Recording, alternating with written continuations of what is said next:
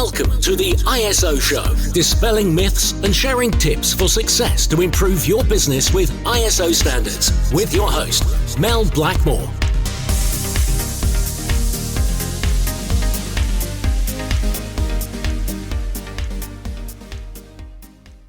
Hi, and welcome to the ISO Show. Well, I thought it was about time we had a bit of a recap on the isology process. So that's the process to implement any ISO standard. Now, you can find out a lot more information about this process over in the Isology Hub. So that's www.isologyhub.com. And over there is basically a DIY, a do-it-yourself version of how to implement an ISO standard. And at the moment, we've got ISO 14001 in there on how to implement that particular standard. But what I thought I'd do is just share with you the 7 steps to implementing an ISO standard. Now, this process hasn't just been made up, it's been developed over the last 17 years or so by our consultants, and we know that it is a proven methodology for success.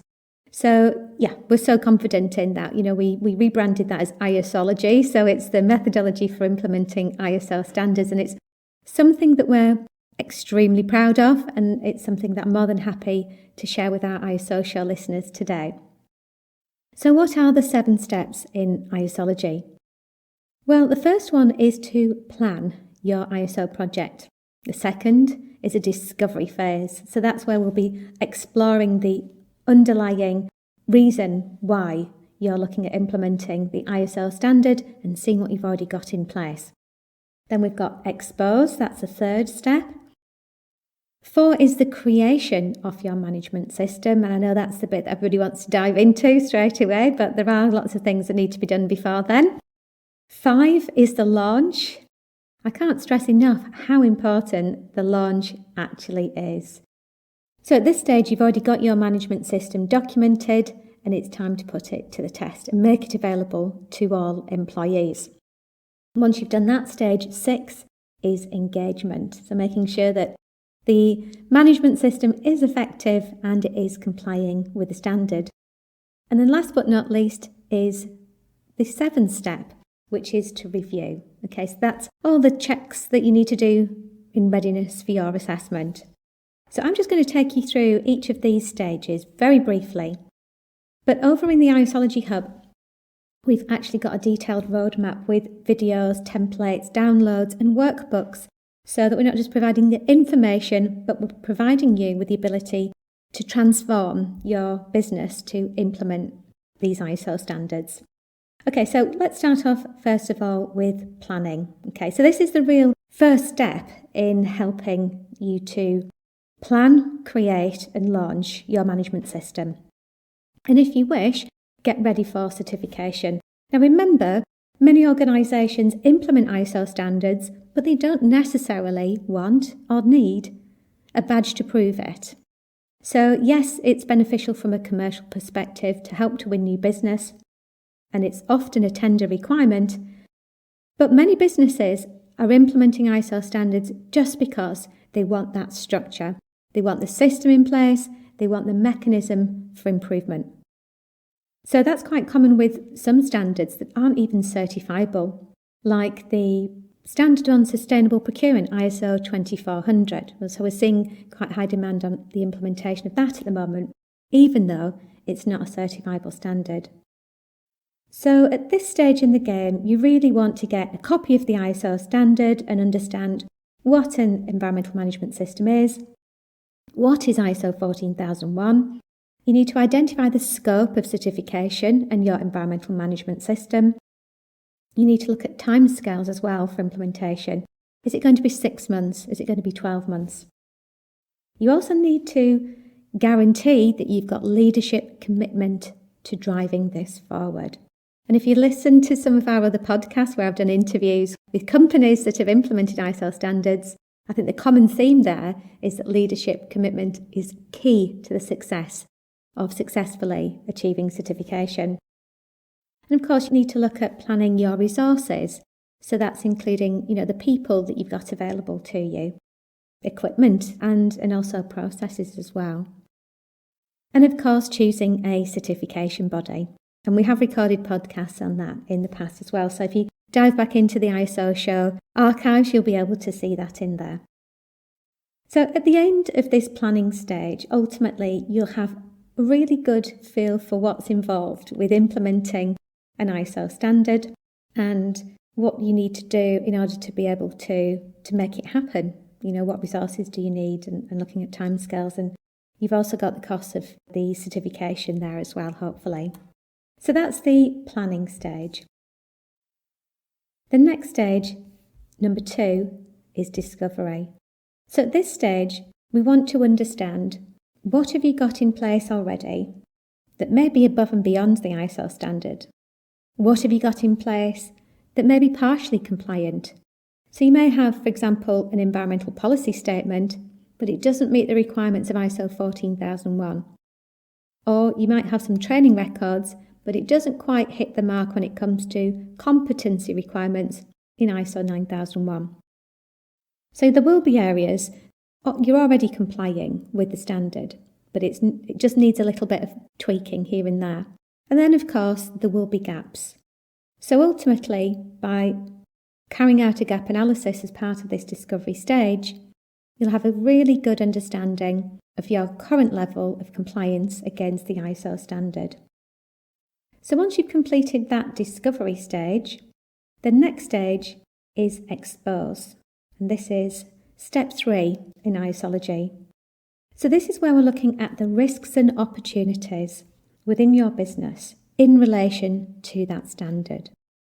So if it's a health and safety standard, we're looking at risks and opportunities. Same with environment, same with quality, or asset management. We deal with many other standards, and a lot of that information is over in the isology hub. But ultimately, the requirement for this, which is under context of the organisation, that's generally clause 4 within ISO standards, it means that you need to identify the internal and external risks and opportunities. So that's done via typically a SWOT analysis, that's a strengths, weaknesses, opportunities and threats, and a PESTLE, which is political, economical, social, technological, legal and environmental and ethical. Okay, so this gives us a really good indicator of the level of risks, but also the biggest opportunities for your business. It's also essential to understand who your interested parties are and how you communicate with them, okay, when you communicate with them. So ultimately, many organisations will have a risk assessment completed at this stage, and they may have a risk register. Okay, so that's not always the case with ISO standards, but ultimately you need to be able to capture the output of this process at the expose stage. Many organisations will also undertake a review to identify the applicable statutory, regulatory and contractual requirements and put all of those requirements into a legal register. So this is ultimately giving you a really good feel for the level of risk that you're exposed to. So the next stage, stage 4, is create. And this is the bit that everybody's keen to dive into straight away. But this will ultimately help you to create the building blocks that, when stacked up together, provide a framework for continual improvement. So all the supporting work that you've undertaken to date is going to help you in creating that bespoke management system. And so at this stage, you're going to be going through all of the different requirements of the standard to verify that you have got the right documentation in place. So that could be a policy statement. It could be the legal register I mentioned earlier, or aspects and impacts register if it's environmental management system. It could be business continuity plans if it's a business continuity standard. Okay, so there are lots of key documents that you'll be creating in order to be able to develop a bespoke management system to meet your business requirements. And it's important that these are managed in a way that reflects your culture as a business as well. So why not get your internal branding experts involved in that process along the way? Make sure that you're involving key process owners, of course, because nobody else will know the processes better than they will, and that will definitely help along the way.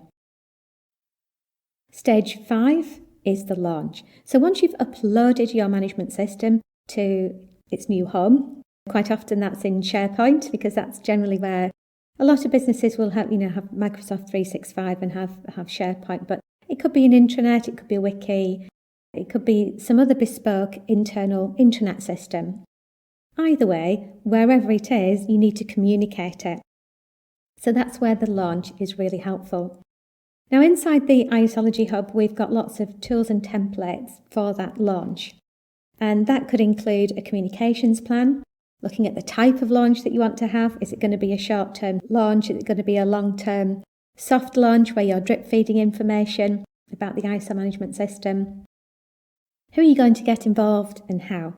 Are you going to include training? That could be training via Teams.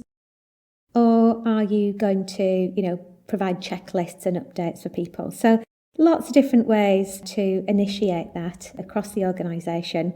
But the key thing is encouraging engagement along the way. So that leads us on quite nicely onto the next stage. Stage 6 is engage. Okay, so there isn't much point in having a management system in place if your employees aren't aware of it and they're not engaged. So ultimately, they're not following those processes. So this is where we want to make sure that everybody's completed the training and awareness on their roles and responsibilities, the procedures within the management system. And in order to be able to verify compliance with the ISO standard, it's essential that you have an internal audit schedule and carry out internal audits. Now, that's not just me saying that, that's a requirement of the ISO standards, generally speaking. So it's quite common in ISO standards that you have a procedure in place for internal audits. Now, this should not be just a tick box exercise. This is about really getting under the skin to understand about the awareness levels of your employees and building up that portfolio of evidence that will reassure you that the system is actually effective, that it's doing the job you want it to do, whether that's reducing your environmental footprint, reducing your health and safety incidents, improving the quality of your services or products. These are all things that you want to be able to evaluate, and your procedures are going to drive that forward for you. So this particular stage on Engage is all about evidencing that. And of course, if the management system isn't perfect at that stage, don't worry. They'll come up in the internal audits and you'll be initiating corrective action in order to be able to address those issues. And that's all part of the journey to continual improvement. Now, last but not least is review. This is the final stage, stage 7 in the 7 steps in isology.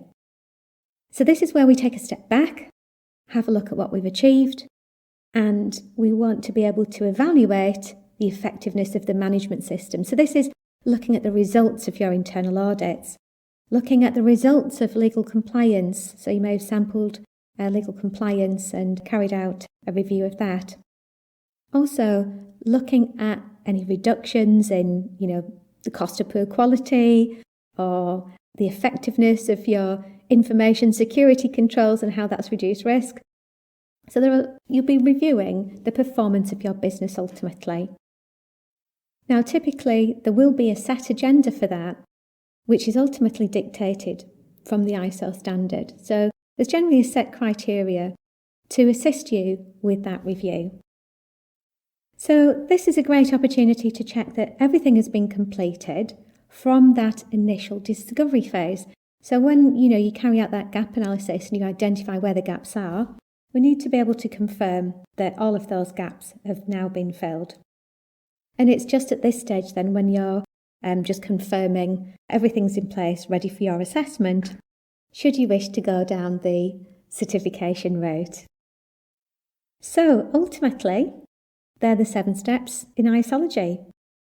Now, I know this may sound simple, but ultimately it is just 7 steps. Now, if you'd like to find out more information about isology, then just head over to the isologyhub.com, and the links to that will be in the show notes. So I hope you found this podcast useful. if you have any comments to leave, we'd absolutely love to hear about them. And whichever media player you're listening to, don't forget to subscribe so you don't miss any future episodes. And we'd love to receive a review from you if you get the chance as well. We'd really appreciate that, because that means that we can make sure that this podcast gets broadcast to more and more listeners that are passionate about continuing improvement and implementing ISO standards. So that's all from me for now, but I look forward to catching up with you on the next ISO show. Thanks very much for listening.